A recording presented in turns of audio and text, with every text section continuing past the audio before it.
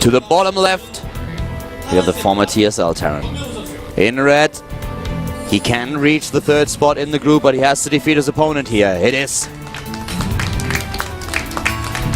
TSL Center. Production. TSL Center. There we go. Somebody pressed the button late. Somebody had the wrong button here, yeah. His opponent to the top right, the Kespa Terran. Very big fan favorite. People call him the terrorist sometimes. A great StarCraft 1 player, doing well in StarCraft 2 as well. From the team SKT1 he is. SK Telecom T1 Fantasy.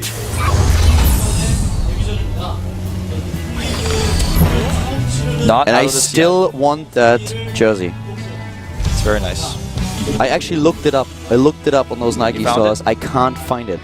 If he wins, if he loses, I'm not gonna say anything to him. But if he wins, I'm actually going up to Fantasy and I will have a look at the jersey and see, like, there must be a number on it or something so that I can buy it. You may be able to talk to Boxer about that. You might have had some say on how the jersey was made. I already asked him. That's smart of you. Yeah, but didn't work out. CC first versus normal gas. Weird barracks placement here for center in the main base. It's going to be hard for Fantasy to scout that. He will have to do some walking around if he goes to scout early. I don't think we're going to see Reapers with this placement since it's so far to the back of the base. More likely we will see some sort of starport tech. It's not Heart of the Swarm. Not exactly. Heart of the Swarm with a new patch, Yeah. in case that you guys keep track. Heart of the Swarm with a lot of changes now, and some of them are really weird. Siege tanks now don't need siege mode research anymore Reapers to siege don't up. need tech labs. Yep. And center doesn't need a forward barracks position to go Reapers apparently. Yep. He adds this. He adds the tech lab here, and we will see a Reaper on the production tab. Yeah. It's hard to believe I started this game out by saying we'll definitely not see Reapers, but here we go. The position is a bit, yeah, it's not really what you would expect. So at this point, he's going into the Reapers, and in the Heart of the Swarm, they do a lot less damage against light armored units, which makes them not that strong anymore against SCVs and Marines. But in Wings of Liberty, they still rock against these early units. And the SCB here will it see the Reaper? Looks like it very well will. Yeah, and does see it. he sees everything. He also sees the second gas, so he knows that his opponent is going for a one-base play here in the beginning of the match. Second Reaper is started for center. Yeah. This is rare. This can be really good though against CC first, which is what we see from Fantasy. There comes the command center for center. I'm wondering what Fantasy is going to do to react here, because he needs to position his Marines at the top of the ramp. But what if center goes around the side? If he places Marines wrong, then he'll lose one of them. He has to keep them together, and he has to actually play somewhat of a guessing game. Yep. Second Reaper is out on the move now to the top right. We already have the factory on the production tab. The tech, of course, with a double gas for center, a lot faster than for his opponent. The Reaper is still roaming the map, trying to find one or two victims, maybe kill an SCV on a Marine. Center's just too patient here. He's not going to waste the Reaper. He knows that it's basically impossible for him to determine where it is that Fantasy has his Marines position. Fantasy has to gamble a little bit himself, but Center's the one who really loses if he messes it up. A lot of people want Fantasy to advance to Code S. They would love to have the StarCraft Ruba veteran to be in the top league of the GSL. For Center, it would be such a great success story if he could make it into Code S. Would definitely help him find a new team. Yeah. Oh, look at this. If he baits these Marines out, he can actually just jump up. This is so well done. By center, he takes out a Marine. Nice. But unlike Heart of the Swarm, that Reaper will not regenerate. He's going to lose one of them for sure. But he kills another SCV. Takes down one Marine, two SCVs, but loses both Reapers, gets the scouting information. Yeah, he denied his opponent mining at that natural for a really long time, and we will see a Banshee follow-up for center. With no Stim and no Vikings coming out for Fantasy, it's going to be hard for him to hold against this. We will as well see Cloak, it looks like, with 400 gas in the bank for center. Anything else seems crazy. You would certainly expect him to go Cloak here, but this is on the other hand also something that Fantasy is probably going to assume with what he scouted earlier. He saw that there are double refinery, so what could possibly happen? Cloak is definitely a good possibility here. What could go on? so you should be able to prepare for that in time. And he already drops the first missile turret, so he should be safe. He drops the second one in the main base. With good positioning, on the other hand, you can still find one of those sweet spots if you're Santa trying to take down a few SCVs and get ahead in the harvester count. The problem for Senna in this game, of course, was this delayed expansion for him, but he has the earlier third phase. Something about what Fantasy is doing that's different from what a lot of Terran players do when they find out about this type of play is they go stim usually before combat shields. With the combat shields for Fantasy, he will have a little bit harder time dealing with the Banshees directly, but his Marines will take longer shots. So both stim and combat shields are good against Banshees. Stim is better for killing, and combat shields is better for the Marines' longevity. But Sinner has a third base finished and ready to move down whenever he wants to. So this Banshee is just about trading efficiently. It's not about crippling Fantasy to where he loses the game or where he's way behind in economy, because as long as Center can macro well and make sure he hits all of his depots, he should be able to take a lead regardless with that fast third commander. This Banshee also grants him a lot of scouting information about exactly what Fantasy is doing. He can control the middle of the map if there are a few Marines, which is not the case. He already has the Hellion in position. He could take them down. He goes into the natural now. He needs to be careful with the detection, and he sees the turret, but yeah, with the detection, even the bunker is in a position where he can shoot. One SCV, all that he's been able to take down here. But still, the position for for Center is definitely a good one. 5 SCVs killed, with the command center out there, going into the siege mode now. The Reapers early on, also doing a bit of damage. He wants to see what Fantasy is going for. His control here is so good on the Banshee. He's able to take out another SCV, but he will eventually die to a stand. There it is. No forced stim, of course. Without stim, it's impossible to force one. Second Banshee on the move now. Third command center for Fantasy is so far in the main base that's going to take him a little bit longer to move it over. It's already behind, so that's a little thing that's going to make a difference, but it will make a difference. 1-1 upgrades on the way for Center at the same time, whereas Fantasy, of course, already got his +1 a long time ago, but not defensively, so that means the SCVs are still going to die in 2 shots. Combat shield comes into play here. Yes. And now he's focusing on the SCVs again, in vision of the turret though, and therefore dying to the Marines. The Harvester lead now in favor of Center. He has the triple SCV production, he has the triple mule, he has the better economy, he is still at the same supply as his opponent, both of them, except for this harassment, nearly on the same level now. They might, the timings work out for them very similar. Center maybe a tiny lead here. Yeah, the armies for Fantasy also has a slight lead, but he may not use it. He is going to run into a siege tank. The thing is, here's what's likely going to happen. He's going to come to third, he's going to see it's not there. He's going to pick up his third immediately, as he does now. He says, okay, no third here. I'm going to pick mine up and land it. If you try to land yours, I have too much of an army. I'm going to try to contain you just a little bit here. Yeah, but the siege tanks are going to push him back. There are 3 siege tanks now, and he should be able to siege a tank up on the high ground. He actually sieges it up way behind the missile turret now. But he can siege them forward, then take control of the third base. Yep. It's just going to take him a little bit more positioning. This is why Fantasy's moving around on the map. He wants to check and make sure there's no drop. It's in fact a Banshee that comes around the top of the map. Armory for both of them to start with the next set of upgrades as soon as possible. Yeah, really well timed by both. These upgrades are lining up to be dead even with each other. We had a game where neither player was ahead from the start. They just took a different approach to the same end. That's always really cool when you see that in TVT. It just goes to show how this matchup is so figured out, and how different players can take different approaches to the same late game composition and bases. The upgrades have not been started. The armories are ready. We have the combat shield for Santa now coming up, but we don't see the +2 for him. This Fantasy on the other hand, oh, okay, there they are. Nearly same upgrade, timing, both of them with the exact same timing for the armor actually. And the Banshee once again, this time at the third, and at the third with a lot more surface area to attack. There's no turret yet. It's really important that there's this Banshee here, because Fantasy had this base up for so much longer than Center, and Center's now finally landing it. Will he get the scan? He doesn't need a scan because the Banshee's about to run out of energy, but he doesn't get the kill. He uses a stim there. That's 4 kills already. That's well done. Yeah. Here really comes the great scan for Fantasy. Has a quick look at what exactly is going on at the third base of Center. Does he already take it? Does he have it? And Center sees those Marines. He may try to grab and kill these. Decides to play it a little bit more defensively. He doesn't have combat shields yet. It's finishing now. Goes for a drop instead. That was actually his medivac of Fantasy moving Yeah, you're back. right. He tried to get into the natural, I think, but was forced back, yes. Really That's nice too much. coverage by center. He's not leaving any weak spots. Both of them playing this really well. The upgrade for the siege tanks a little bit faster for center, but now Fantasy with the attempted drop. He's got to be careful. There is a missile turret he's But flying only right towards. And he's completely out of position with the rest of his army. One medivac is down, had a lot of Marines in it, but now suddenly the drop is doing damage and Fantasy has the opportunity to kill a lot here. Center goes for trying eBay. to back.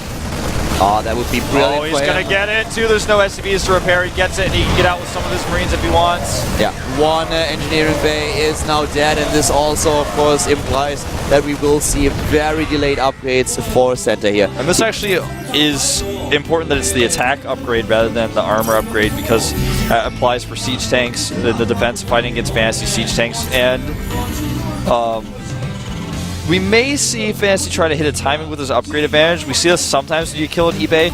It's not something that you can go for right out, but if you click on your opponent's units, you see you have that opening, you might just stem in an attack when you see he's on siege.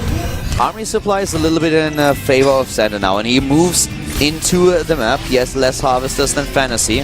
He's trying to make this work. Can he catch this army? He's moving in. The siege tanks are not sieged up yet. He's sieging his own tanks, and they're doing a lot of damage. He's forcing his opponent back, and the siege tanks are exposed. He did not really have an upgrade advantage there just yet either.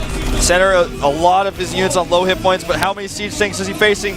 He is facing just one, and he scans and he sees that. He knows that when he goes in with his attack, he can just run up and kill that siege tank. There's only one. He has a 30 supply lead, and Fantasy knows that he can't defend his position. He's moving his command center back, but TSL Center, ex-TSL Center, takes it down. And he runs back with his Marines. Fantasy even eats a shot there. Fantasy is in trouble. 11 Marines at a time, cranking out now for Fantasy, trying to remax as fast as he can. But center with a much better position, with a much better siege tank count. Fantasy is now locked in his base. He needs to send his command center over to a different location to mine. That's exactly what Center's going to be looking for. He goes for a drop now into the main base as well. A great position for Center. His upgrades are a little bit later, but everything else is now working in favor of the ex-TSL player. The two missile turrets are doing damage. The drop in the main base is good, though. He can't do a lot here. He can't take down those SCVs, and he's immediately trying to. Fantasy has to be careful. He's not mining from 3 bases anymore. Center has a much better economy, and now Fantasy has to attack at some point into this army. He takes out a siege tank with really good use of that Banshee. Also forces Fantasy to walk into a siege tank range. Center is ahead in siege tank upgrades quite significantly. He's only behind really in that attack upgrade, but his army is so much better. Can Fantasy really turn the tide around with his upgrades? The siege tank hits for Fantasy are good. And Center tries to move in. He takes down tank number 1, number 2, and number 3. But right now he lost a lot actually, and Fantasy nearly able to equalize the amount of supply that they have. It's all about time. Fantasy really needs to resecure that third base. The longer he gives Center, the faster Center can remax his upgrades, and of course just power out units that he can afford. The Fantasy can't. This is very positional what Center's doing here. He drops to the main base, and he's got to be so careful. Fantasy my God. could have killed those units. Oh my god, that was close. He drops on top of the siege tanks, and that was a great move by Fantasy. That was really well done. So many siege tanks now down to the red of Center. This is such a close fight, but Center's going to do the same. Center still with this third base. 2 siege tanks look like they will fall here. A third one maybe, it does fall, and Center with such a great positional play here. 10 siege tanks against 2. Sensor tower up for Center, so if Fantasy goes for a big run by with his Marines, he's going to know about it. And still they contain at the third. No way for Fantasy to take this base. 3-3 is almost done. He may try to run in with it. He knows he has the advantage. He can click on these Marines with his Vikings, but he needs to attack from a different angle. He can't attack against these siege tanks. Is he trying though? The attack upgrade number 2 has been completed for Center. Center, is he moving in? It's the best possible situation for Fantasy and upgrades, but Center's army is so much bigger than his, and he can just pull back the siege tanks. These siege tank lines, they can't be broken by Fantasy just yet. If he runs in with his units, he will lose so much. Now he has the base at the right side of the map, and the SCVs are already being moved over there. Yeah, it's not an attack with the SCVs. It doesn't try to break this contain directly. He just tries to avoid it. Really nice control by Center. He's in the main base again. He's starting to hit these production facilities. He drops 2 siege tanks in, a little bit of a risk with that medevac, but now that he's in, he can even further limit Fantasy's production. Exactly. The production is going to become the big problem for Fantasy, and he knows that he can't really engage this. He's trying to go for a run by attacking This is so smart. the bottom left. It's a smart choice. Are there siege tanks? That's the main question. Doesn't look like it. There's no siege Not tanks here really. at the 4th, and at the 3rd base is very bare as well. Sensor tower is not that useful if you don't have anything to defend what you spot. We may have a base trade. We will have a base trade, I guess. Center is moving in now, taking down tank after tank. The production of Fantasy is being destroyed. We have a few Marines at the position on the high ground in the main base at the siege bottom tank left. as well. 2 of them, and this is going to be a really tough position for Fantasy to engage. Yeah, he will likely win the fight, but it's not going to be as cost efficient as he wanted. This means that Center is going to have the better army overall. Look at the SCV positioning here. It makes Look it too at good. the supply wall. Fantasy Fantasy is dropping GG. Center is in the code S. The success story for the young player is complete. He was in his first Code A season. He lost in the 3rd round. He lost to Parting. Now he's in the up and down. Oh, he's not in Code S. Sorry. He's in the wildcard spot. He's in the wildcard spot. He's not out of it yet, but he is still trudging through the woods. He's so happy that he can't get me carried away for a second here. He's not in Code S just yet. No, he is in the wildcard group. Fantasy, disappointing for all his fans, is in Code A now, doesn't get another shot. Center is happy. He finds himself in the wildcard group tomorrow. And, you know, I'm so happy for him. He's such a young player. He's a talent. And it's great really for him. is. It's sad for Fantasy, but for Center, it's great. I'm with you on this because, you know, I hold no bias as an esports commentator, but when you see a young player do well, there are definitely some emotions for most people. On the same token, Fantasy's not out of this yet. He goes to Code A. Yeah. But he can get right back into Code S if he works hard. Fantasy's had so many moments. He's actually been playing in StarCraft and StarCraft 2 for a really long time. For Senna, this is important. Exactly. He has no team. He's teamless. He's not established. He's in a situation where this match actually may determine whether he gets on a good team or not. That win, specifically that last map even. And not only what team he gets into, but also what kind of role he fills in this team. So now he's I'm always jumping back to Code S when I saw the smile that he had on his face and how happy he was that he won. It looked like he was already celebrating getting into Code S, but we're not there just yet. He has a shot tomorrow, but it doesn't matter if he goes into Code S or not. Well, it matters, but even though getting into the wildcard group is a huge accomplishment for them. Yeah, it really is. Let's take a look at today's results to refresh you guys. Who is going where? We have Nesty and Huck taking the Code S spots. Surprised a lot of people. Huck did really well today. His play was solid. Center takes the wild card. Finale and Flying looking a little bit weak. Yeah, they definitely did today. And once again, no Casper player from the up and downs advancing to Code S. We have Jadong in the wildcard group tomorrow, one of the Zerg players that will try to get into Code S to get one of those spots. But the problem for Jadong, of course, is that he will arrive in Korea at 4 p.m. local time, and then he has to play 2 hours later. Yeah. Here's the race distribution. This is, of course, not permanent. It will change slightly tomorrow, but the Protosses are permanent. There's no more Protosses possible in Code S. We have 5. They're all that you guys are going to see. But these Protoss players, Skrill with how he presented himself, Parting Creator, and of course MC and Huck. And here we currently see the wildcard group. Jadong, Shine, Symbol, and Bjan, and as well as Center. Look at how many former TSL players we have here. Yeah, quite a few. 3 of them dominating this group. Yeah. And, you know, the chances that a TSL player will get out are pretty good. 2 of them will advance. 2 unique things about this group. Well, there's 3. No Protoss. Of course, we already mentioned that. 2 players will get out of the group rather than 3, unlike the wildcard. I mean, the wildcard group is already gone. And I've already forgotten the other thing that was unique about maybe the number of TSL players that we have in former TSL players. 5-player group rather than a 6-player group. That's what I wanted to say. So tomorrow is going to mark the last day of the up and downs. Tomorrow we will determine the last 2 players to advance to Code S. The Code S season starts on the 22nd. So guys, I hope that you're going to tune in tomorrow once again, and we'll see you then. Bye-bye.